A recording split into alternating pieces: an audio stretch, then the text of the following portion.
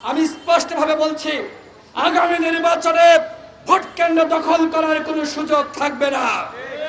কতিপয় উপদেষ্টা তারা ক্ষমতায় থাকার লোভে আরেকটি একাগার সৃষ্টি করতে চেয়েছিল। এখন বাংলাদেশের নতুন অধ্যায় শুরু হয়েছে।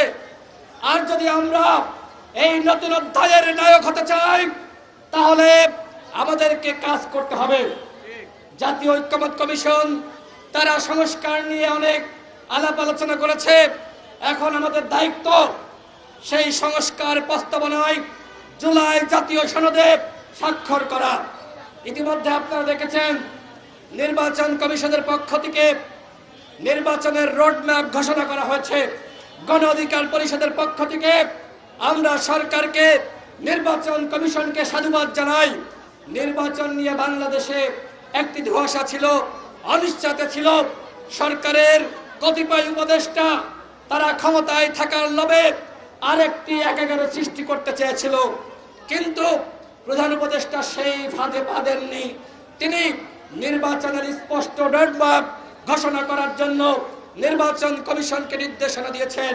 আমি গণ অধিকার পরিষদ সহ বাংলাদেশের ফ্যাসিবাদ বিরোধী শক্তি সবাইকে বলতে চাই, আগামী নির্বাচনে আমাদের সবাইকে অংশ নিতে হবে। আগামী নির্বাচন হবে ইতিহাসের সবথেকে সেরা নির্বাচন। এই নির্বাচনে যারা অংশ নিবে না তারা রাজনৈতিকভাবে পিছিয়ে পড়বে। আপনি ডক্টর মোহাম্মদ ইউনূসকে বিশ্বাস করতে কেন পারছেন না? হাসিনার অধীনে তো অনেকেই নির্বাচনে গিয়েছেন। ডক্টর মোহাম্মদ ইউনূস তিনি কথা দিয়েছেন, তিনি আমাদের সহযোগিতা চান, বাংলাদেশের জনগণকে ইতিহাসের সবথেকে সেরা নির্বাচন উপহার দিতে চান। আর এই জন্য আমাদের অনেক দায়িত্ব। বিএনপি, গণ অধিকার পরিষদ, জামাত ইসলাম, ইসলামী আন্দোলন সহ এনসিপি এবং অন্যান্য দল সবার দায়িত্ব নির্বাচনের পরিবেশটা ঠিক করা। নির্বাচনের পরিবেশ যদি আমরা ঠিক করতে না পারি, তাহলে আজকে একজন নির্বাচন কমিশনার বলেছেন যে আগামী নির্বাচন হবে সবথেকে সংঘাতপূর্ণ নির্বাচন। তিনি এই অনুমান করছেন, আমরা তার সেই অনুমান কোনোভাবেই সফল হতে দিব না। যারা বিএনপি, গণ অধিকার পরিষদ, তৃণমূলের রাজনীতি করেন, আপনাদের প্রতি আমার উদাত্ত আহ্বান, তৃণমূলে কিন্তু নেতাকর্মীদেরকে কন্ট্রোল করা যাচ্ছে না। অনেকে যে যার মতন অন্যায় লিপ্ত হচ্ছে।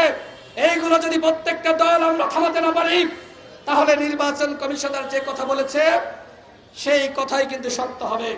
আমি স্পষ্টভাবে বলছি, আগামী নির্বাচনে ভোট কেন্দ্র দখল করার কোনো সুযোগ থাকবে না। আগামী নির্বাচনে একজনের ভোট আরেকজন দিয়ে দিবে, সেই সুযোগ থাকবে না।